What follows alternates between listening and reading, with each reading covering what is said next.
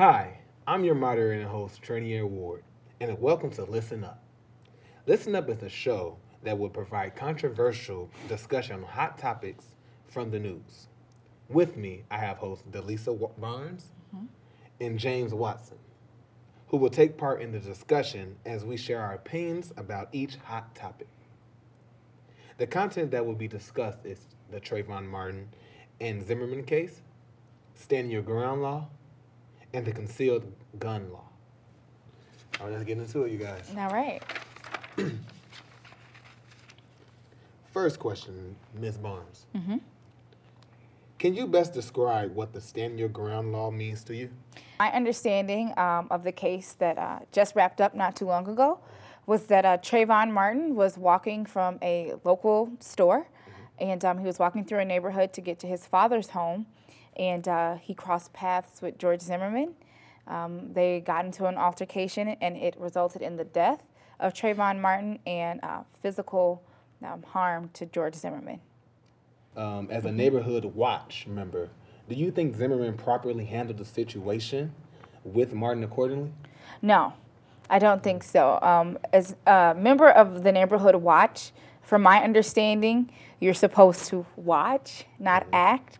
So if you see something that is suspicious or that you don't believe should be happening in your neighborhood, specifically on your block in most cases, then you call the authorities and they intervene. Yes, I believe that he did act accordingly all the way up until he decided to approach Trayvon Martin. I think that's when he took it a little too far. He did the right thing by calling the authorities, but by following Trayvon, I think he kind of escalated the situation. I agree. And my take on it is, as a civilian, morally speaking, before any trigger was pulled, before any concrete was used for anyone's defense, following someone isn't against the law. So how do you guys feel about that? In certain cases, following someone is against the law. And we have different laws against that. And stalking, you know, when we think about someone being stalked, we always take it to, oh, this guy is trying to cause me physical harm because he's stalking me. No, that's simply following someone. And after you guys talk initially, like, hey, what are you doing? And you continue to pursue a person, that's when it crosses the line. Well, he acted accordingly all the way into the choice that he made, where he chose to actually follow Trayvon Martin. That was probably an error on his part. He definitely shouldn't have done that. In a sense, I believe that he kind of provoked the situation by doing that. He caused the situation to escalate by approaching Trayvon Martin, and I feel like that all could have been avoided if he decided just to stay in the car. What we all know is that George Zimmerman was watching him. He called the police. He seen a suspicious young man, and he trailed him. Now, what is the confusion of the world is what actually happened when he actually met up with him. Now, if Martin initially attacked Zimmerman, do you think Zimmerman's reaction to shoot Martin in self-defense was understandable? You know, it's hard to say because when you're in the heat of the moment, you know, your adrenaline's going. Sometimes we act before we know that we're acting, or sometimes we can even have an outer body experience. So since I wasn't there, you know, I can't say specifically what should have happened or what could have happened, but I know that you're supposed to match force with force. So if someone is assaulting you just with their hands, you know, that is a crime, but you shouldn't pick up an object to hit them with it. You know, match force with force, and if you cannot match their force, you have two options. You can fight or you can flight, like run, you know. So since that didn't happen, you know, we know that the loss of life occurred. Then say that, like how you said, when someone's in the moment, when someone feeling in danger, when he grabbed his gun, do you think that he doesn't get that right to feel like he's in danger or to then use lethal force because he was in a predicament where his head was getting bashed, or he said that he was. So if that was the case, you don't think that person, whether it was George Zimmerman or anyone, should then use a gun to defend themselves?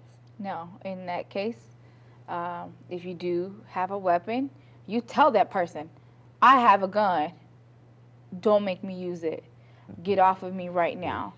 And then, you can act like you're about to retrieve your weapon, or you can actually retrieve it. But there's still, even in the heat of the moment, there's still a level of certain, of self-control that you have to possess, especially when you're carrying a firearm. When you have a firearm, this is the absolute last result. Absolutely. You have harmed me. I cannot move. I need to survive.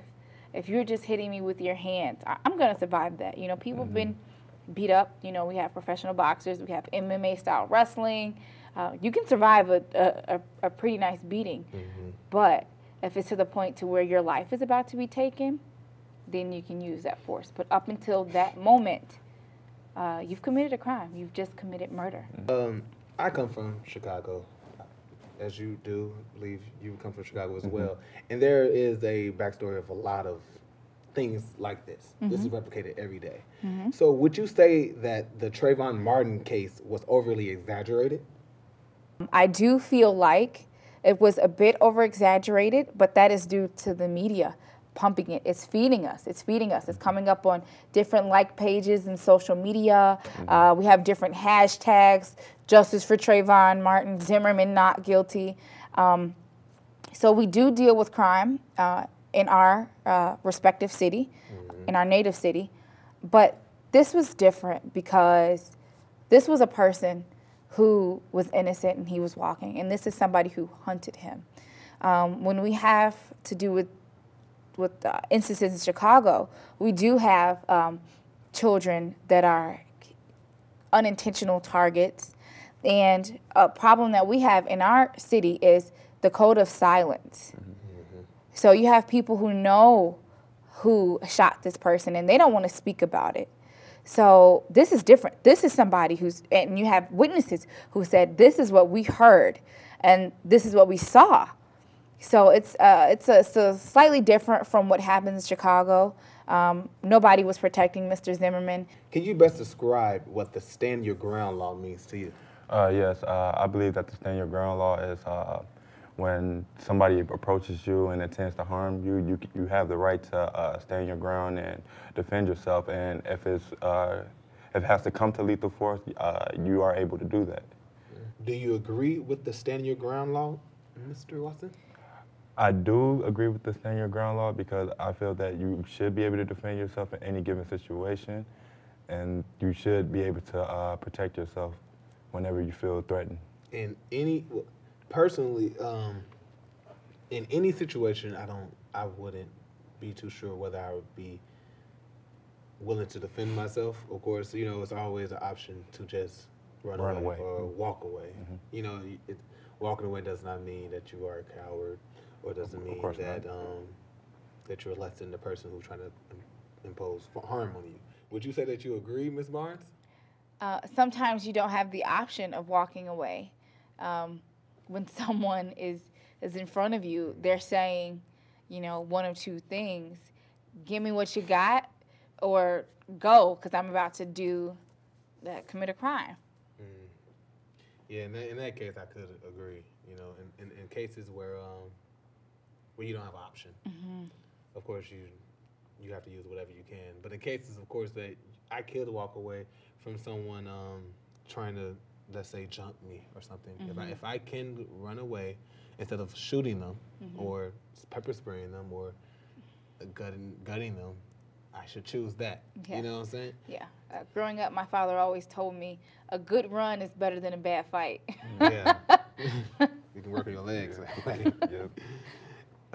Ms. Barnes, what is your understanding of the U.S. concept of self-defense? My understanding of self-defense is to defend yourself, to defend your life, and it's by any means necessary. That's a natural instinct that we have, is to live and survive as long as possible.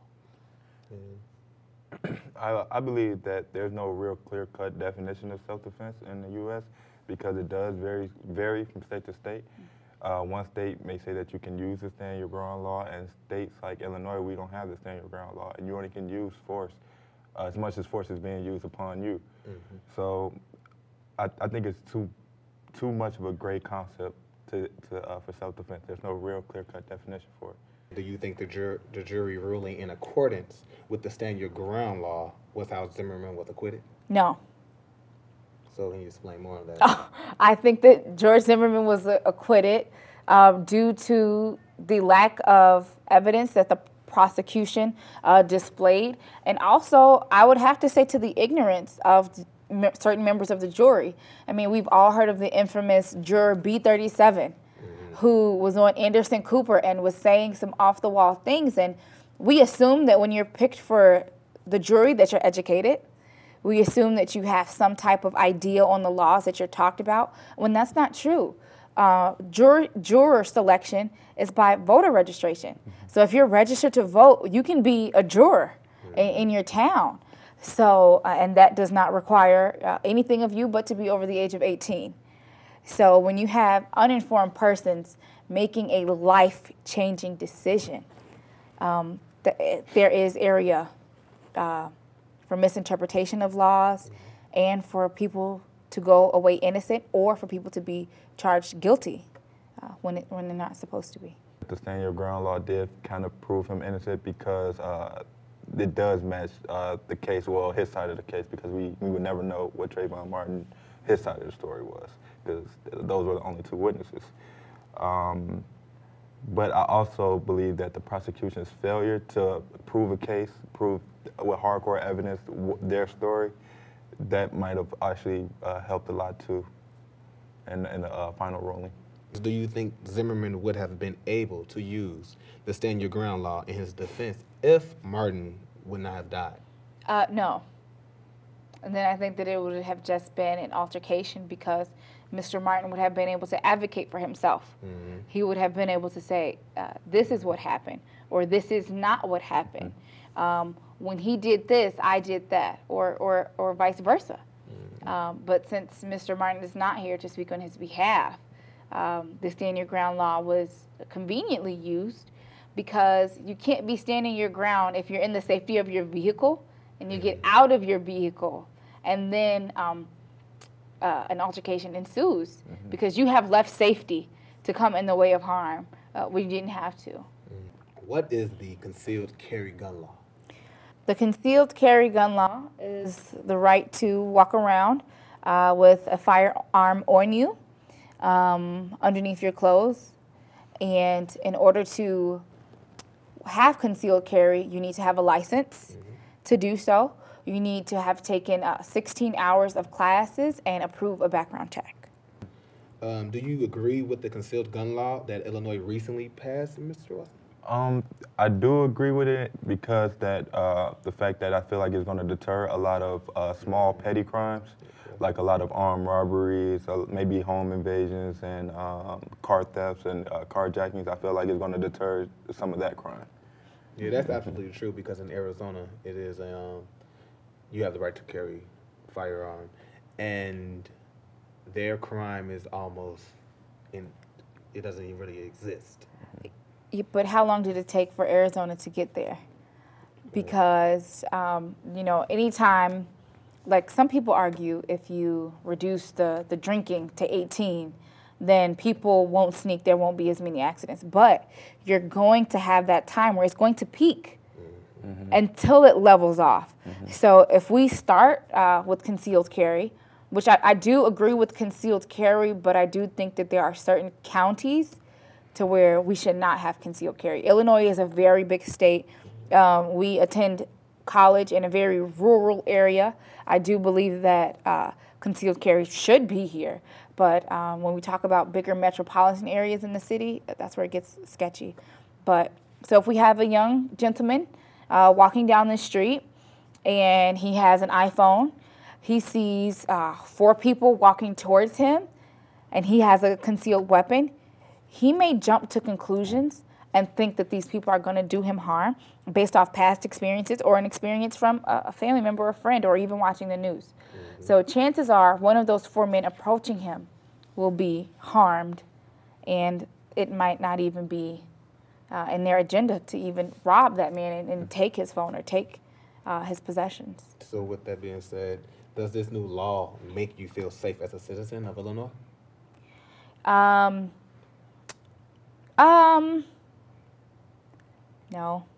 I mean, danger happens everywhere. I don't think it would make me feel any more safe or any less safe. I think that I'll just continue to live my life accordingly because I don't feel the need to carry a gun. So, yeah, it really doesn't affect me. What I would be concerned about, of course, is we do have the concealed carry gun law, but we don't have the stand your ground law. So to actually use it for deadly force, but that does not cross a person's mind when they're in situations like you said. I will be very worried for my life, concerned for my life, knowing that someone who can have a gun and whatever they do past shooting me or shooting someone, one of my dear friends or my loved family members, they can do whatever they want after they can get away with it. You know, and that's one concern that I would have. How about just abolishing guns? No. You don't think so? No. We live in an American society where you need guns. Something that I found, I went to Europe last summer. Mm-hmm. And in this summer as well, their police officers don't even carry guns, but they have a different culture. Mm-hmm. They have a very a petty crime culture. We have serious crime in England specifically. We have a serious crime culture, and there's no such thing as taking away the Second Amendment rights to carry weapons. I would be in protest of that, as well as I think other people should, because you still have certain groups and demographics of people that are still going to get guns. And we have to think about all the guns that are in Chicago. These people are not filling out papers. They're not agreeing to background checks in order to receive these weapons. They're getting them illegally. So to take gun rights away from good people would only leave more guns in the hands of people who do not need them. And there will be no way to protect ourselves from people who do have guns. Mm-hmm. And can I ask you a quick question? Yeah. Do you believe that the Second Amendment could be viewed as a little outdated though? Because back in those times though, the reason why they wanted to say the right to bear arms is because there were things like, okay, the British are coming. You know, they might come again, so let's just grab our guns and defend ourselves. So you don't feel that could be, argued as being a little outdated? No. Okay, so the British were coming then, but now we have the boogeyman coming today. Mm-hmm. He's alive. So if somebody's going to come into my house and try to harm me, harm a family member, or take something, I'm going to stop you at the door. And that's the way that it should be. You do not need to break the peace in my home by coming in. I'm going to help you get out as soon as possible while I call the authorities. Mr. Watson, do you think it is necessary for innocent residents to carry a concealed gun in the city of Chicago? Necessary? Now, we're speaking about Chicago. Just Chicago. In certain parts of Chicago, maybe. There's a need to carry a gun because anything at any given moment can possibly happen to you in those areas. But just to walk around with a gun just because, I think you kind of might be asking for trouble, especially in the city of Chicago, because there's a lot of things that's going on, not just with crime, but just in the city of Chicago, just by being Chicago being a big city. There's a lot of people. If you're walking around with a gun, and people see you with a gun all the time, I think it's just asking for trouble. I'd have to agree. I do not think that it's necessary for innocent people to carry a concealed gun in the city of Chicago, because we have to think about, what about downtown? What about people who are riding the metro to and from work? What about people who are riding the L to and from work? To imagine even half of those people with guns is a very scary thought. Yeah. I mean, there are some interesting things that could happen. And then how will the police gain control of a situation? So if there is a robbery that takes force, you have your adrenaline pumping, you're still holding your weapon, you did subdue a guilty person, are you going to be shot by the police? Because sometimes when our adrenaline is running, we're in a state of shock. Do you hear the officer telling you to put the gun down? You know? I think that there is no way to have innocent people carrying concealed weapons in Chicago without implementing some form of martial law. That concludes our show. Thank you for watching Listen Up. I would like to thank Ms. Barnes and Mr. Watson for coming in. Thank you for having me. Thank you. No problem. And that concludes our show.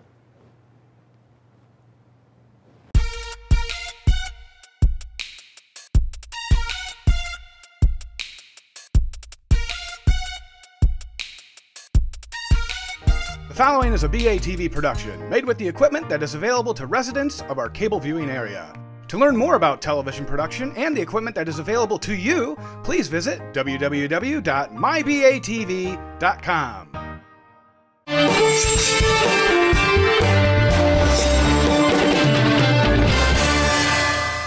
Hello, and thank you for joining us at BATV's Falto Studios inside Batavia High School.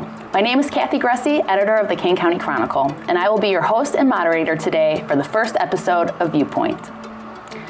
Viewpoint is a roundtable talk show that will highlight a specific topic that is being discussed in our community. In today's show, we will discuss downtown redevelopment.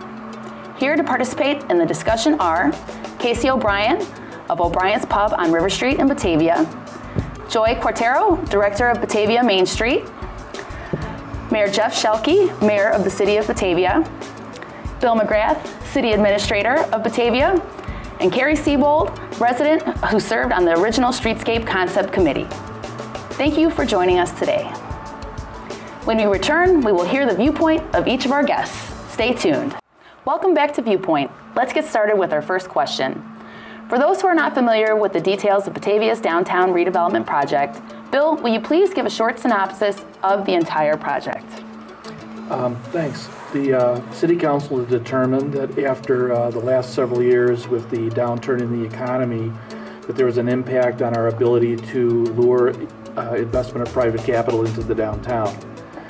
We have a TIF district that only has a certain lifetime, and so they determined that it was important to see some activity in the absence of a lot of private investment of capital.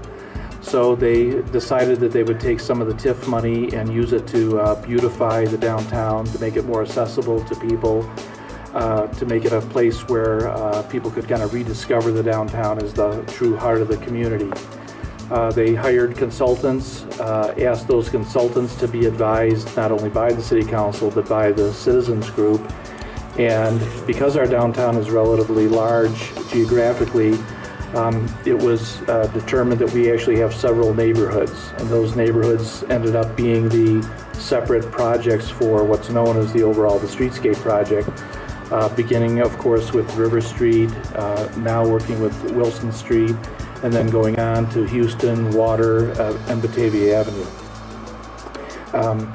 We have just completed work on River Street. They're dealing with the punch list now, and of course that was a very long project because anything you do in the downtown is tough because it's shoulder to shoulder, utility to utility. As Casey well knows, it's not like working out in a greenfield development. The council decided that if they were going to put some investment into the surface where people would sit and view things, it was important to make sure that the infrastructure beneath it was in really good shape. So we shared some costs with the utilities to replace some water and sewer. We did things to prepare for the future, such as run oversized water connections to some of our multi-story buildings so that in the future they could be converted into residential facilities, which is important part of the council strategy. And then of course do what you see now, the pavers, the benches, the plantings, and all those kinds of things. I think the Citizens Committee gave a lot of input to give River Street a kind of a unique look because they didn't want the entire downtown and all the neighborhoods to have it look like it came out of one canned design, and I think it's been achieved so far. The Wilson Street project is similar, although since we have so much less to work with, our sidewalks are really narrow, we have so much traffic, we really can't do a lot of work there. So basically we're repairing and replacing utilities that need to be replaced and repaired. We're widening our sidewalks a bit, and when I say a bit, we're talking about perhaps a foot on each side, but when you're dealing with a downtown, absolutely every foot is critical. We need Wilson Street to be much more friendly, so you'll see improvements that include taking out that funny little stairway that's on the northeast corner to make it truly accessible to people. You'll see new sidewalks. We've moved some trees out to the bump outs, so there's a lot more room on sidewalks.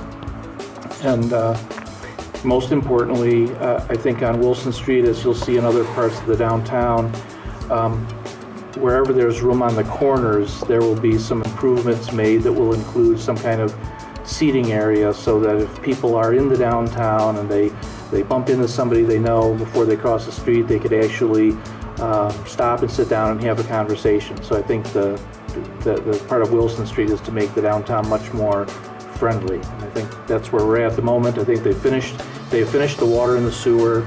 They've taken out the curbs and the sidewalks, and they'll start doing curbs and sidewalks over the next month or two.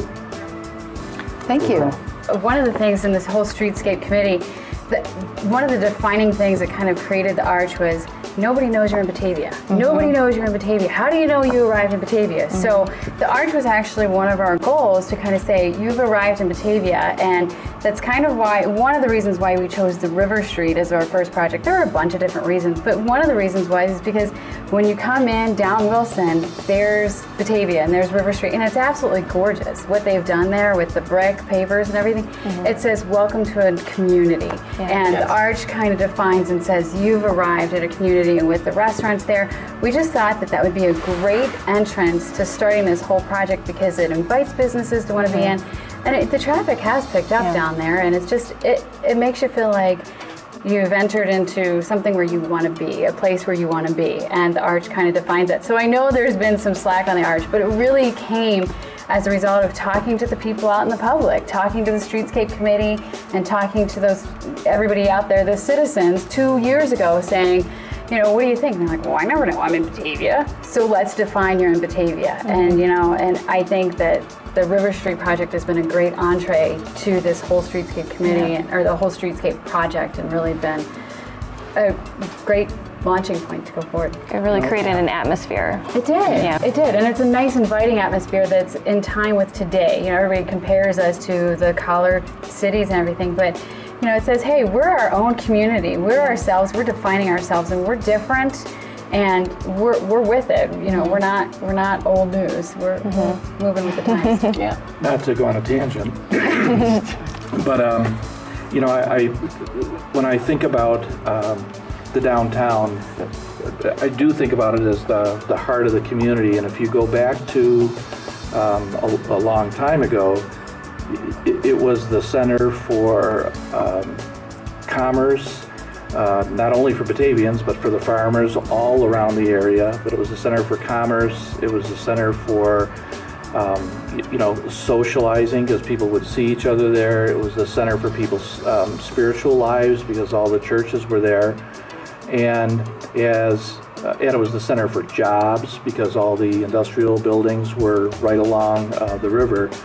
And as time has gone by, certainly we've seen the industrial need, or the job centers, kind of move away from the river. With the changes in commerce and the emphasis on scale, we've seen a lot of the retail go out towards Randall Road, which is a wonderful thing to have access to. And we've seen some of the churches, because of scale, you know, leave the downtown as well. So, you know, we've taken away or lost some of the reasons to go down there. And I think part of the streetscape, I believe that man is a social animal. And I think that we're trying to give people this other reason to come back downtown and rediscover it, but really give them a place where they can come and see each other. Because these days, you know, people live so fast. You're not bumping into each other in one of the Randall Road stores and having a conversation for a while, because everybody is just on the move. Same thing, people are so busy or take so much time commuting to their jobs that's not a social thing, because people used to walk from their homes into the downtown. So if we can make downtown a beautiful place where people can come down, take it easy, have a beer, see some art, see the river, bump into each other, I think it's just a really, it's going to add something to our whole quality of life. And then Economic development is really important. The fact of the matter is that business follows people. If we've already seen it on River Street with new businesses, business wants to be where people are. The kind of businesses that will be there will be the kind that will follow the kind of activities that people are in. So there's no doubt it's probably going to be more of an entertainment kind of district, but a social district. You know, we, as the mayor said, that not only the bike trail, but we probably have more running races focused in Batavia than any other area in northern Illinois, for that matter. So, you know, if we get known as a place where people welcome people and they like to come down and be with each other, to me, the businesses will follow, and Randall Road can remain strong, the business area is going to remain strong, and then this will be this unique place. It may not be everything for everybody, but that's okay. It will be ours.